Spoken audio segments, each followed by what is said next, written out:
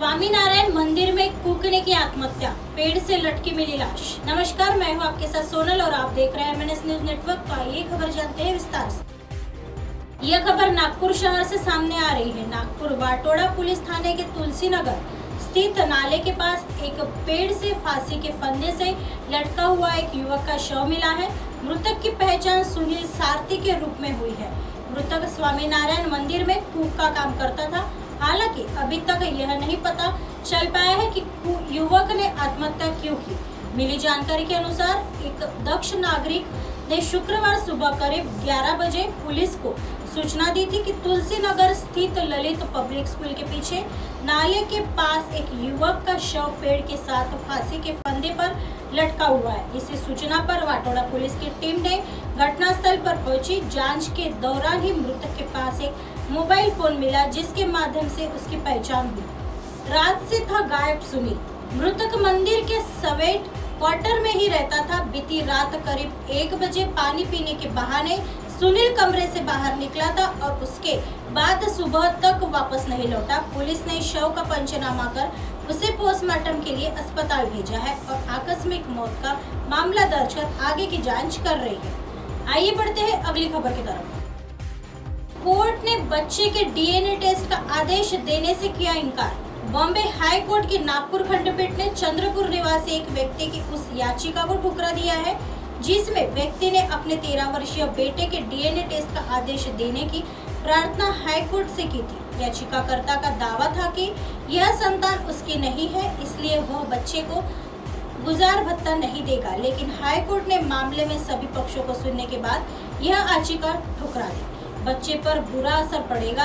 High court ने मामले में सभी पक्षों को सुनने के बाद कहा कि किसी बच्चे का पिता कौन है यह पता करने के लिए सीधे DNA टेस्ट का आदेश देना बच्चे की मानसिकता पर आघात पहुंचा सकता है। साथ ही यह सामाजिक रूप से बच्चे के सामने भविष्य में कई चुनौतियां भी खड़ी कर सकता है। यह कोई ऐसा विलक्षण मामला नहीं है जिसमें बच्चे के DNA टेस्ट का आदेश देने की जरूरत हो। इसमें यही नजर आ रहा है कि एक नौकरी पेशा व्यक्ति अपने पिता होने की जिम्मेदारियों से बचने के लिए DNA टेस्ट की मांग कर रहा है। इस निरीक्षण के साथ हाई कोर्ट ने पिता की याचिका खारिज कर दी। यह था मामला। विवेक के माता पिता का विवाह 15 अप्रैल 2006 को राजूरा में हुआ। अप्रैल 2007 में विवेक का जन्म हुआ। माता पिता के बीच संबंध अच्छे नहीं थे। पिता के दूसरी महिला से संबंध थे। इसे लेकर माता पिता में झगड़ा होता था। अतः माँ विवेक को लेकर घर से निकल गई। पिता विवेक के साथ रहने लगा। बाद में महिला ने निचली अदालत में पति से गुजारा भत्ते के लिए याचिका दायर की। इसके जवाब में पिता ने दावा किया कि विवेक उनकी संतान नहीं है। यहाँ तक कि पिता ने DNA टेस्ट की भी मांग की। इसके बाद GMFC से लेकर तो हाई कोर्ट तक कई वर्षों तक यह मुकदमा चला। 26 मार्च 2021 को GMFC न्यायालय ने पिता की अर्जी स्वीकार कर विवेक ने के DNA टेस्ट का आदेश दिया, लेकिन चंद्रपुर सत्र न्यायालय ने इस आदेश को खारिज कर दिया। पिता ने हाई कोर्ट में याचिका कर DNA टेस्ट का आदेश देने की प्रार्थना की। आइए बढ़ते हैं अगली खबर की तरफ। G20 के नाम पर नियमों को ताक पर रखकर हो रहे काम। यह खबर नागपुर शहर से सामने आ रही है। नागपुर में सुंदरता की आड़ में पर्यावरण के साथ खिलवाड़ का मामला नागपुर में सामने आया है। शहर में G20 की बैठक होनी है। इसके लिए शहर भर में सजावट के नाम पर पेड़ों में किले ठोककर रंग बिरंगी लाइट्स लगाई है। खास बात यह है कि मनपा ने इस काम के लिए करोड़ों रुपए खर्च किए, लेकिन शहर में पर्यावरण के लिए काम करने वाले सामाजिक कार्यकर्ता मनपा के सजावट के इस तरीके को नियम के विरुद्ध मानते हैं। शहर के कुछ चुनिंदा और खास इलाकों में आकर्षक विद्युत सजावट की गई है, जिसके तहत पेड़ों पर लाइटिंग लगाई गई है। पेड़ों और रास्ते की अगल बगल की गई यह लाइटिंग इन दिनों आकर्षण का केंद्र बन चुका है। इसमें कोई दो मत नहीं। शहरवासी इस आकर्षक लाइटिंग का लुत्फ भी उठा रहे हैं और सेल्फी भी खींच रहे, लेकिन पेड़ों में लाइटिंग लगाने के लिए बड़ी मात्रा में पेड़ों पर कीलें ठोकी गई है, जिसे लेकर विवाद खड़ा हो गया है। यह सारा काम नागपुर महानगर पालिका के द्वारा ही किया गया है, लेकिन अब इस पर विवाद के बाद मनपा अपना पल्ला झाड़ते हुए दिखाई दे रही है।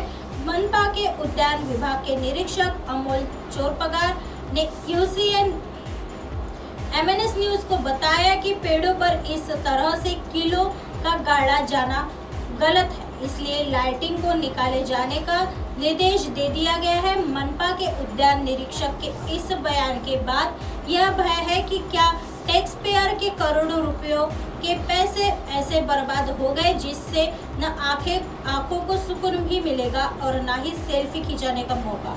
G20 के तहत मनपा ने शहर भर में कई विकास कामों को अंजाम दिया है, जिसके तहत इस तरह की लाइटिंग भी लगाई गई है। शहर के Rahate colony, Wardha road, civil line, airport परिसर जैसे कई इलाकों से आप गुजरे तो इस तरह पेड़ पर लगे लाइट्स देखकर आप खुश होंगे, लेकिन सजावट के लिए इन लाइट्स के इस्तेमाल से जरूर शहर और पेड़ की खूबसूरती में चार चांद लग जाते हो, लेकिन इस तरह के काम से पेड़ों के अस्तित्व पर खतरा बन जाता है।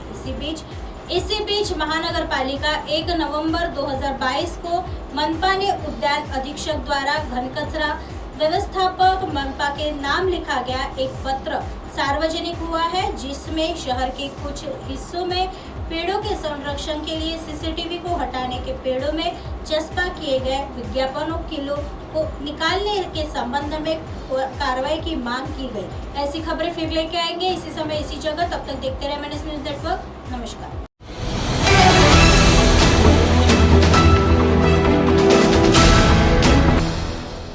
ये है MNS न्यूज नेटवर्क और आप देख रहे हैं MNS न्यूज।